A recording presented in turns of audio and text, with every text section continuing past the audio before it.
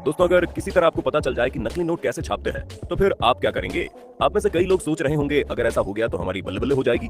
लेकिन असल में ये इतना आसान भी नहीं है। नकली नोट छापना अपने आप में कला है और ये हर किसी के बस की बात नहीं। दोस्तों, भले ही आज कितनी भी टेक्नोलॉजी आगे आ गई हो, लेकिन नकली नोट छापना मतलब दुनिया के बड़े से बड़े इंजीनियर को मात देने जैसा है।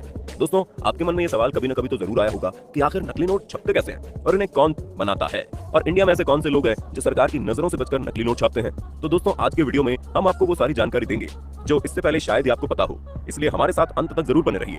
लेकिन इससे पहले हम आपको बता दें, FATF financial action task force ने 2013 में एक रिपोर्ट जारी की थी, जिसके मुताबिक नकली नोट छापने के मामले में भारत दुनिया में 9वें नंबर पर आता है। और तो और एक रिपोर्ट के मुताबिक इंडिया में चल रहे 2000 के नोट में 56% नोट नकली है।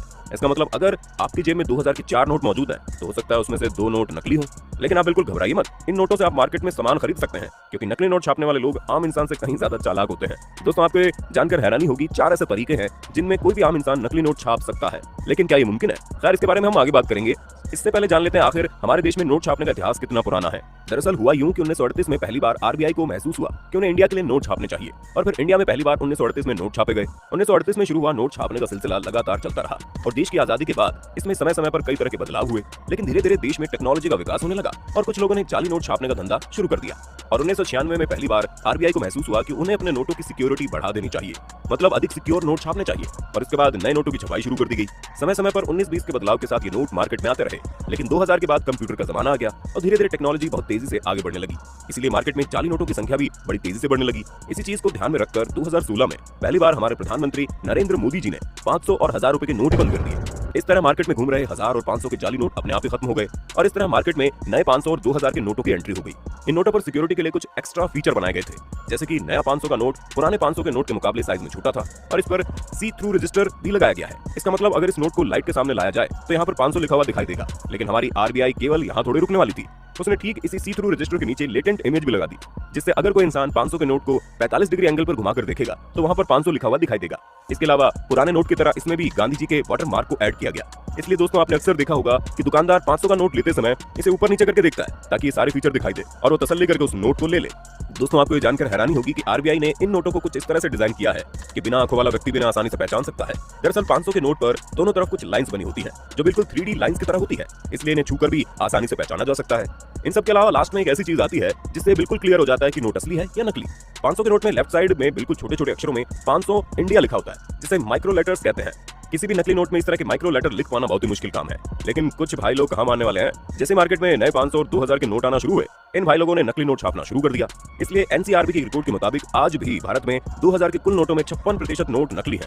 लेकिन अब बात यह आती है कि भला वो कौन से लोग हैं जो इतने सारे नकली नोट छाप लेते हैं। दोस्तों, अब आप सोच रहे होंगे कि नकली नोट छापने वाले लोग बहुत ही पढ़े लिखे और होनहार होंगे, लेकिन दरअसल ये सबसे बेवकूफ और कामचोर लोग होते हैं, जिन्हें जेल की हवाई तो अच्छी लगती है। ऐसे लोगों की वजह से देश में भ्रष्टाचार फैलता है, और आपको ये जानकर हैरानी होगी कि देश के लगभग हर बड़े शहर में कोई ना कोई नकली नोट छापने वाला मिल ही जाएगा। खैर, इस बात से याद आया कि हमारे देश में केवल 4 प्रिंटिंग प्रेस ऐसी है जहां पर नोटों की छपाई होती है: देवास, नासिक, मैसूर और सलबोनी। और RBI का साफ साफ कहना है कि इन 4 प्रिंटिंग प्रेस के अलावा अगर कहीं भी नोटों की छपाई की जाती है तो उन्हें जाली नोट माना जाएगा, भले ही वो नोट असली क्यों ना हो। मतलब इन चारों प्रिंटिंग प्रेस से छपने वाले नोट ही असली माने जाते हैं। और इसके अलावा हैदराबाद, नोएडा, मुंबई, कोलकाता में भी 4 प्रिंटिंग प्रेस है जहां पर हमारे चिल्लर बनाए जाते हैं। चिल्लर मतलब सिक्के। खैर, इधर उधर की काफी बातें हो गई, अब वापस मुद्दे पर लौटते हैं। आखिर जाली नोटों की छपाई कैसे की जाती है, और अगर भारत सरकार की माने तो 5 ऐसे तरीके हैं जिनसे जाली नोट छापे जा सकते हैं।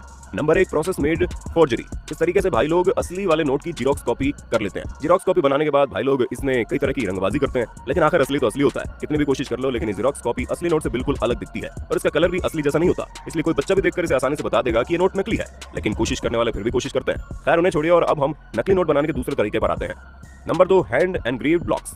दोस्तों, अक्सर आपने शादी विवाह के कार्ड बनते समय इस टेक्निक को देखा होगा, जिस तरह हम बचपन में पेंसिल से स्क्रैच करके पेंटिंग बना देते थे, और कभी कभी सिक्के को पेपर में दबाकर हूबहू उसकी फोटो बना देते थे। ठीक उसी तरह इसमें भी नोटों की छपाई की जाती है, लेकिन पहले वाले तरीके की तरह इसमें भी कलर और पेपर देखकर कोई भी बता देगा कि ये जाली नोट है। Number 3, photographic process. दोस्तों, आपने किसी फोटोग्राफर को तो जरूर देखा होगा, जिस तरह फोटोग्राफर फोटो लेने के बाद अंधेरे कमरे में जाकर उस फोटो को सेंसिटिव पेपर पर उतारता है, उसी तरह कुछ लोग अंधेरे कमरे में जाकर असली नोट की फोटो को सेंसिटिव पेपर में उतार देते हैं, और फिर इन नोटों को असली जैसा दिखाने के लिए इन पर कलरिंग और टोनिंग की जाती है। सारी प्रक्रिया से गुजरने के बाद ये जाली नोट बिल्कुल ओरिजिनल नोटों की तरह दिखने लगते हैं, और किसी आम इंसान के लिए इन्हें पहचानना मुश्किल हो जाता है। और इसीलिए नोट बनाने के सारे तरीकों में फोटोग्राफिक प्रोसेस सबसे टिकाऊ तरीका है। लेकिन सभी फोटोग्राफर भाई लोगों से हाथ जोड़कर निवेदन है, आप लोग अपना काम छोड़कर यार ये सब मत करो। Number 4, lithographic process.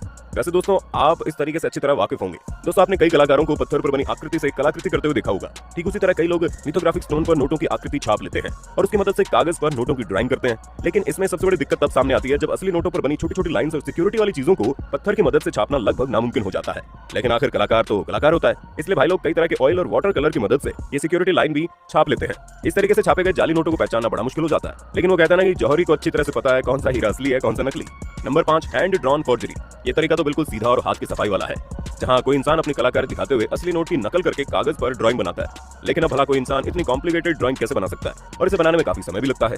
लेकिन कोशिश करने वाले फिर भी करते हैं और अपना लक आजमाने के चक्कर में कई बार पुलिस के हत्थे चढ़ जाते हैं। और फिर जब पुलिस के हाथों उनकी पिटाई होती है ना, तब इन्हें असली नोट की पहचान हो जाती है। दोस्तों आए दिन हमारे देश में नकली नोट छापने वाले कई रैकेट पकड़े जाते हैं। लेकिन सवाल ये आता है क्या ये लोग इतने सारे नकली नोट छाप सकते हैं जितने नकली नोट आए दिन पकड़े जाते हैं। दोस्तों हम आपको बता दें 2020 में मुंबई एयरपोर्ट पर बहुत सारे नकली नोट पकड़े गए जो पाकिस्तान में छापे गए, और गहराई से छानबीन करने पर यह सामने आया कि नोटों पर मिलने वाले वैक्स पिक क्यूटेंट, पॉलीविनाइल अल्कोहल और पीएच वैल्यू और तो और पेपर की मोटाई तक पाकिस्तान के लीगल डेटा से मैच कर रही थी। तो इसका ये मतलब निकलता है क्या पाकिस्तान चोरी छुपे इंडियन करेंसी को छाप रहा है? आपको क्या लगता है? अपनी राय कमेंट में देना। तो दोस्तों अब चलते हैं। अगर आपको वीडियो पसंद आया तो वीडियो को लाइक और चैनल को सब्सक्राइब कर देना।